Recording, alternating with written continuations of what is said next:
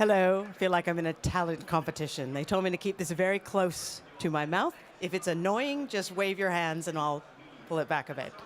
You're very kind and brave for listening with that going on in the background, so hopefully I'll be able to capture your attention. The whole purpose of this talk is that Mark asked me to come and say, what is life like for an entrepreneur?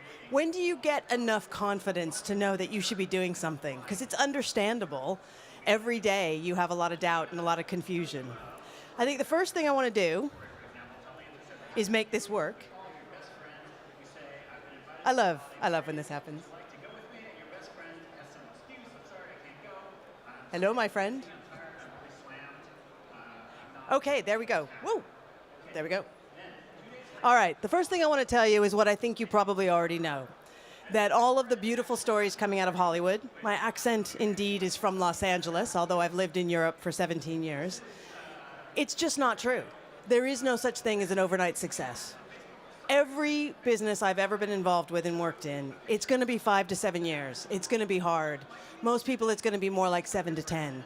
Please do not buy into that seduction. Please do not think that you can be successful with your startup without doing an awful lot of very, very hard work. It's not that I want you to live the life of the sofa and the junk food and the sleeping under the table, those things. Where I happen to be right now, they have a mouse infestation, so I try to never sleep under the table there. It's pretty disgusting. But nonetheless, you're going to have to put a lot of heart and soul into what you do. It's not going to be easy. Indeed, if you follow one of the wonderful old white guys, and if you're not familiar with Peter Drucker, he's a pretty smart guy. I had a very, very special moment in my life when I was paid to go interview him and spend 3 hours with him. He has a lot of clarity. He had a lot of vision. He really understood that you couldn't just make it up as you go along.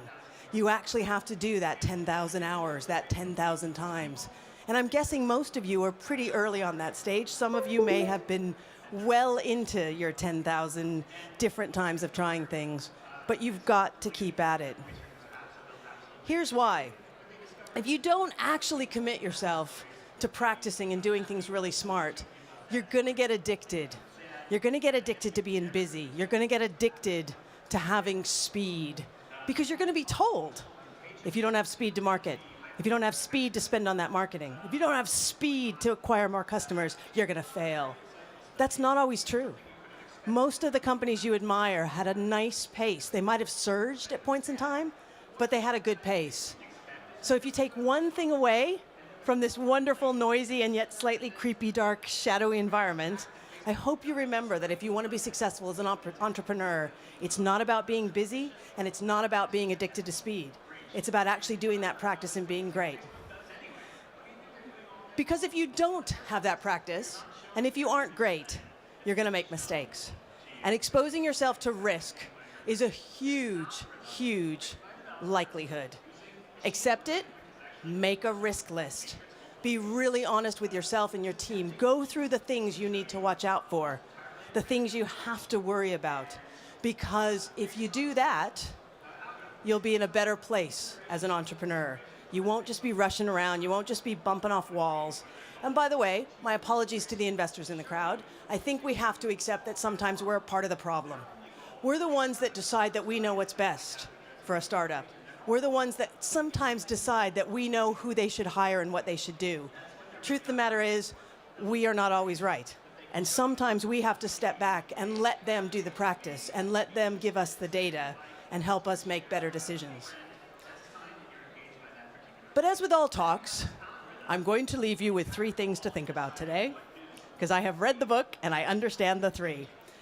They're all going to follow this particular heading. Things that are urgent are not necessarily important. So I am building on that don't be addicted to speed thing. Because when you think something's urgent, suddenly you're out of control. It's got to be fixed now. Ooh, there's a problem. Ooh, 1 of my 300 customers has complained. The whole system's a mess. I've got to throw things up. And there is always that demand that you spend more money on marketing. How many people have I spoken to in the last 2 years who have told me this sort of horror story? We were spending $1 million on advertising every month because some investor gave us money. And by spending that $1 million, all they were doing was buying customers because they would give away so much stuff to win them because it made their investors happy to see customer acquisition. But then the customers never came back.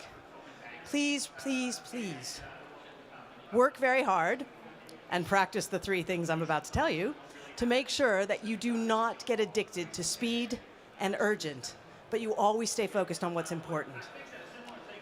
First thing, what's important? You gotta listen. And I'm not talking about that fake listening, that kind of yeah, heard it before, yeah, already know it listening.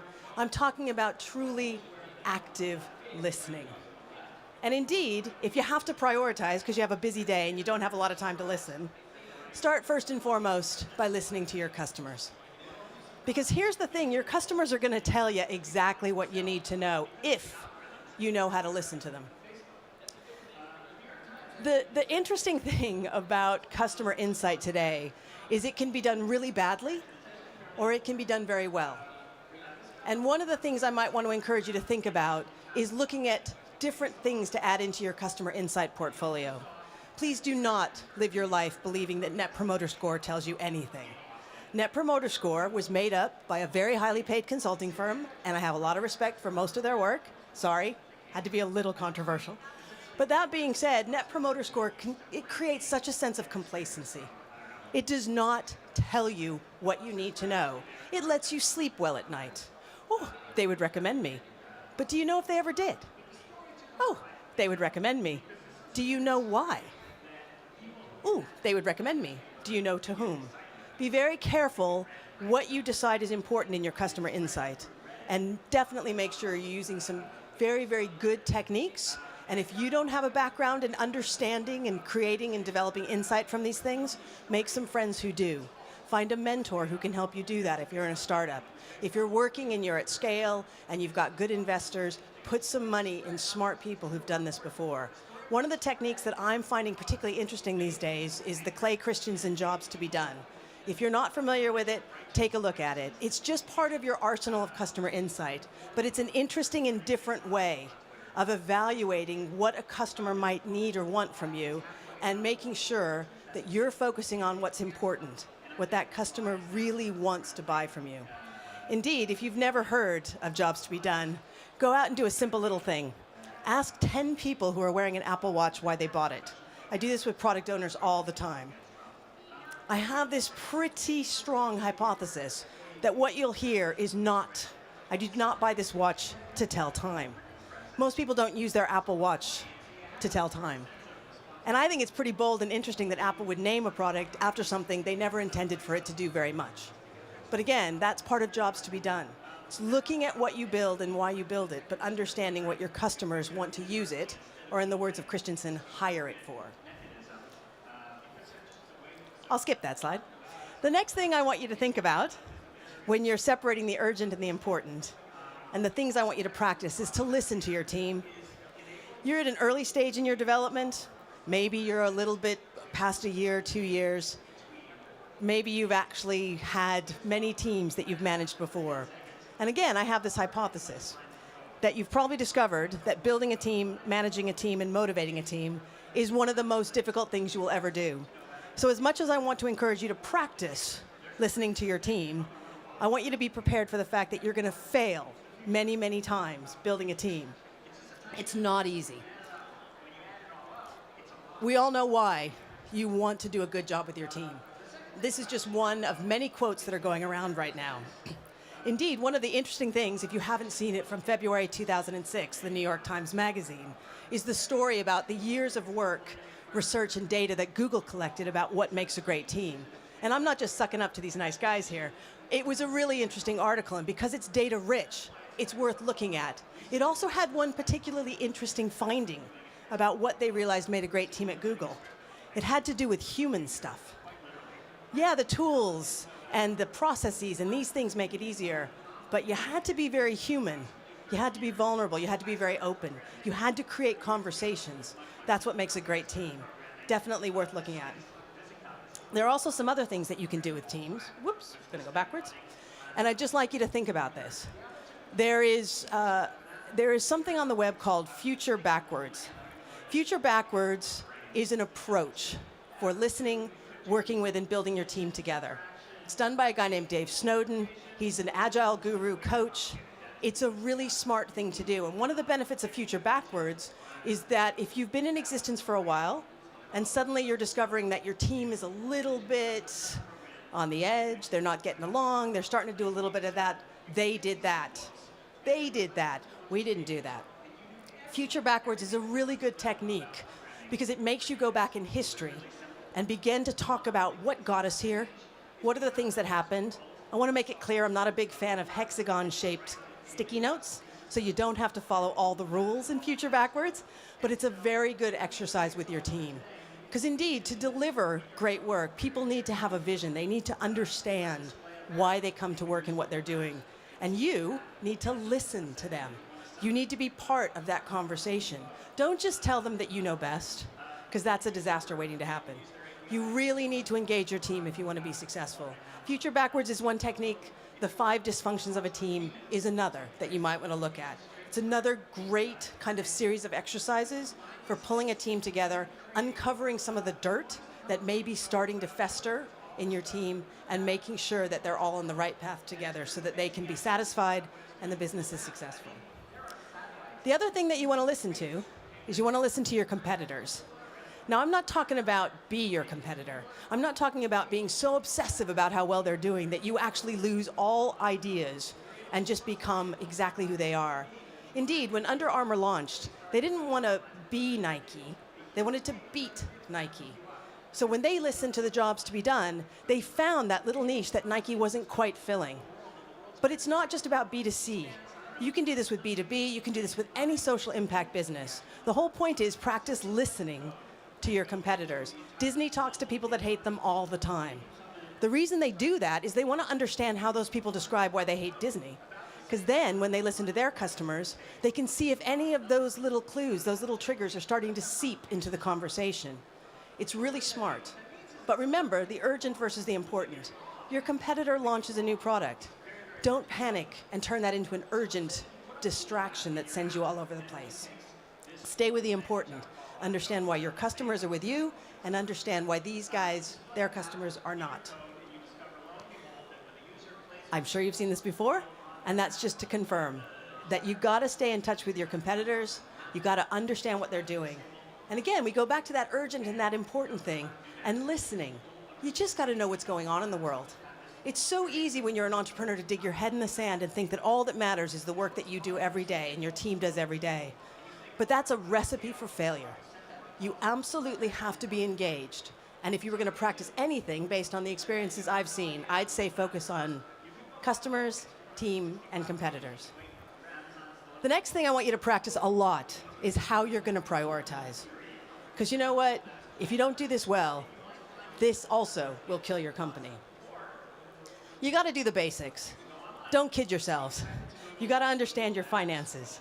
I had an interesting conversation with someone yesterday as part of the Google Launchpad mentoring program, and I asked him about the finance skills that existed on his team. And his answer, rather surprisingly, was, well, we don't really have anyone with finance skills. This is the stuff that tells you if you're making money or losing money. You never want to be surprised about your operating costs. You never want to be surprised about your performance. And indeed, every now and then, because you're going to practice prioritizing every day, you're going to have to challenge why you're spending the money you're spending. Don't just tell yourself it's smart. Don't spend £1 million a month on advertising to buy customers. That's just dumb. And if you prioritize properly, you're going to find ways to identify that this is not smart for the business. The other thing I want you to practice when you're looking at prioritizing is realizing that nobody knows your business better than you. I said it at the front.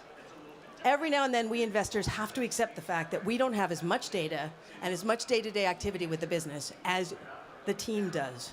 This is a really difficult thing because we've got experience. I've got wrinkles. I've got gray hair. I'm quite proud of it. I should know more, but I actually don't. So as a founder, as an entrepreneur, when you're prioritizing, you need to have the confidence to know that no one knows your business better than you. But if you don't have good data, if you aren't listening well, if you aren't using kind of modern and proper techniques, and if you aren't accepting the honest facts that are sitting in front of you, then maybe your opinion isn't so sound. So you got to do the work. You got to practice for that. The other thing I want to tell you, because this is a perfect example, is that every opportunity today that seems so wonderful actually is a potential distraction. And if you're going to prioritize, you've got to decide Is that PR worth it?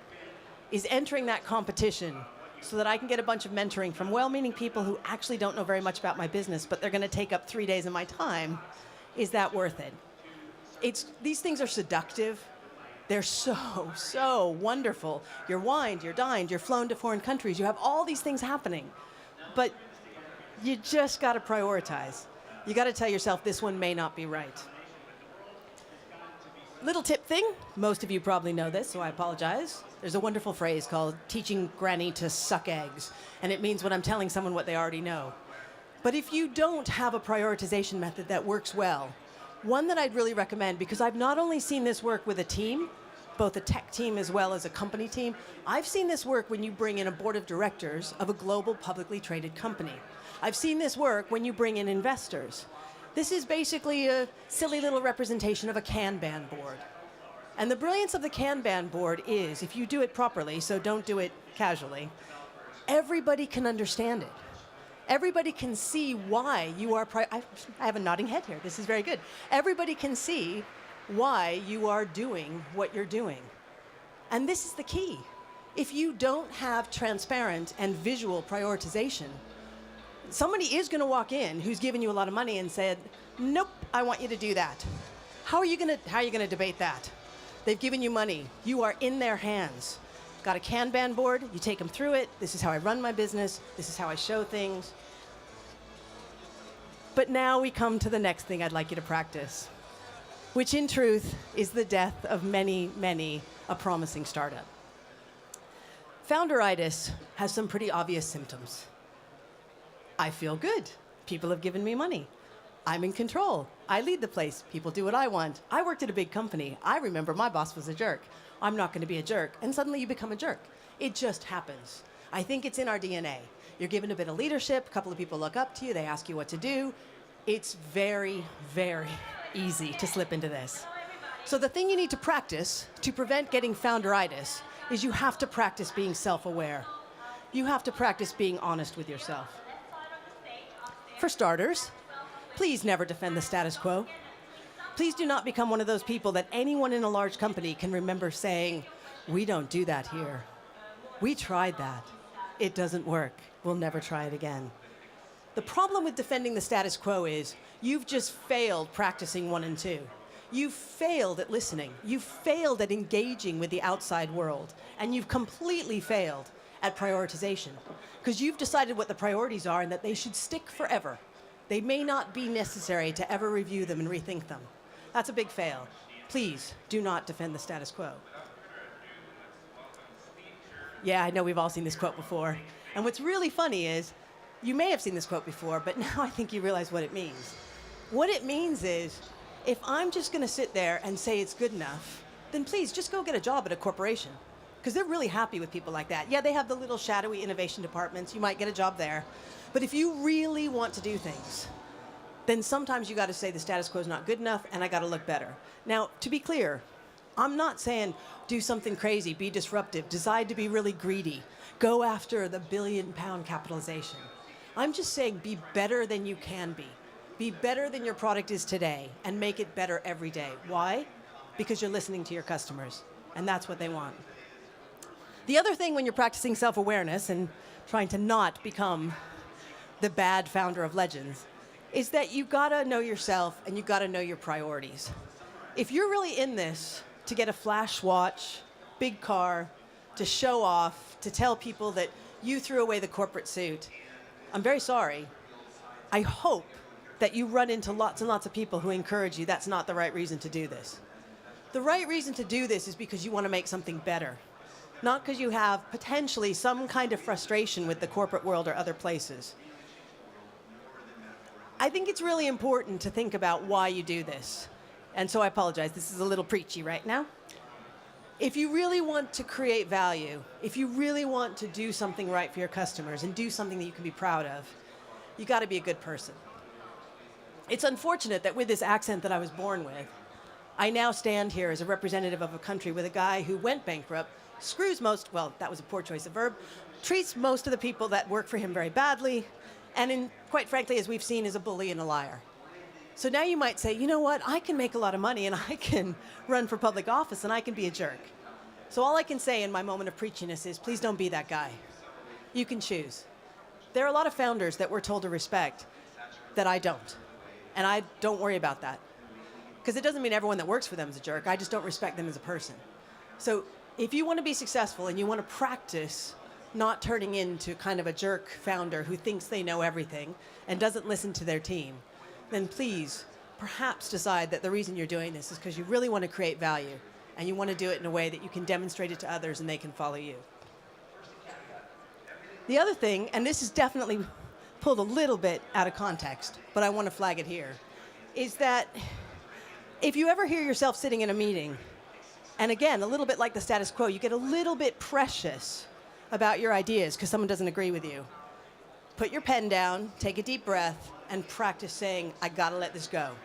It's about the business, it's about creating value. It is not about my idea, my company, my people, my money. So please, be a bit gracious, understand that you can't have all the ideas. If you're listening though, and if you're prioritizing, you're going to be in a better shape to discuss them in a very practical and useful way. The last thing I want to talk about in terms of preventing founderitis is sometimes you just got to shut off your brain. Because as much as we're programmed to think that we're wonderful, we're equally programmed to think that we're a failure. Have any of you here heard of imposter syndrome? If you're not familiar with imposter syndrome, please become familiar with it. It's this whole idea of like feeling really, really anxious and uncomfortable when you're faking it. Now, some of that's healthy, because some of that makes you want to listen and collect better customer data and do a better job of kind of prioritizing. But you know, there's that period of time where it becomes really bad. And you start thinking, I can't do this. It's just too much pressure. I'm going to fail. By the way, sleep deprivation and junk food contribute to this. So I would like to recommend that you still try to get a bit of sleep and try to eat healthy food.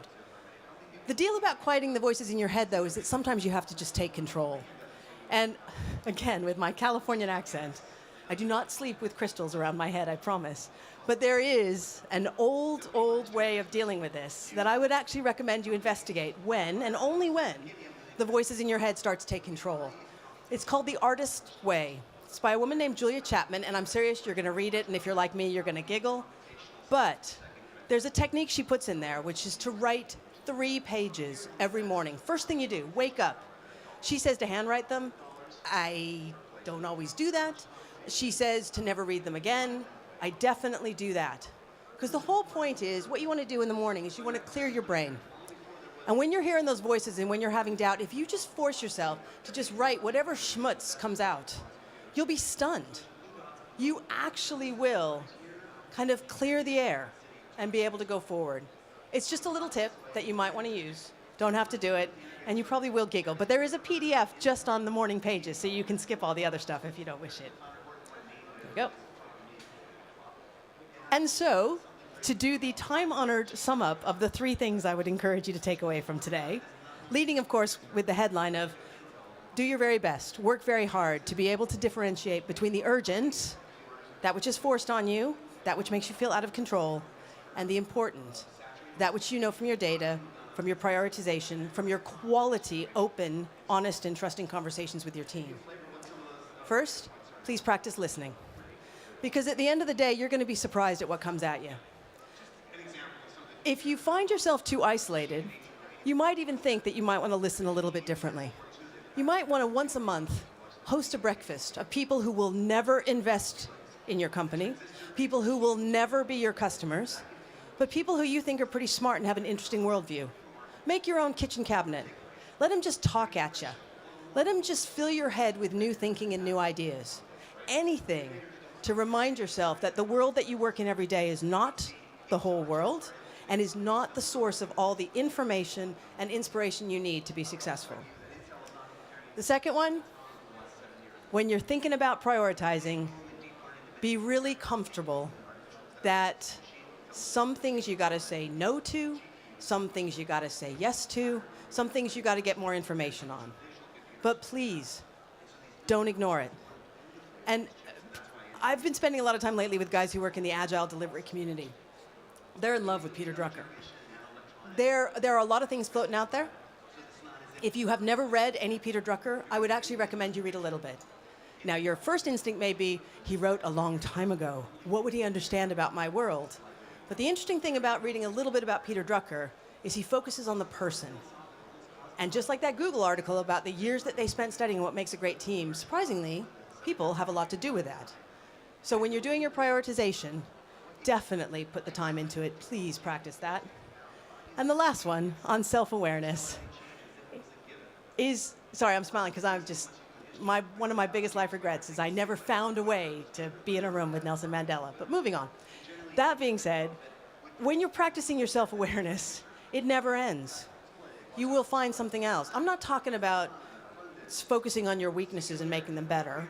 I'm just saying be aware. Understand what's going on. Understand how you're contributing to it. Please don't become a bad founder. There are many of them. I literally had a conversation with someone at the weekend, and she described her C-suite as being unable to make a decision. They've been around 15 months. They are in the press all the time. They have raised tons of money. They're hugely successful, but they just can't make a decision. You don't want to be one of those founders. You want to use listening, use prioritization to be able to be the kind of founder who understands their limitations but can move forward. So on that, I shall finish. I thank you for listening, because I think it was great, because you obviously had a lot of competition for what your brain was going to take in. And if you have any questions, I just wish you all great success and a wonderful time here today. Thank you.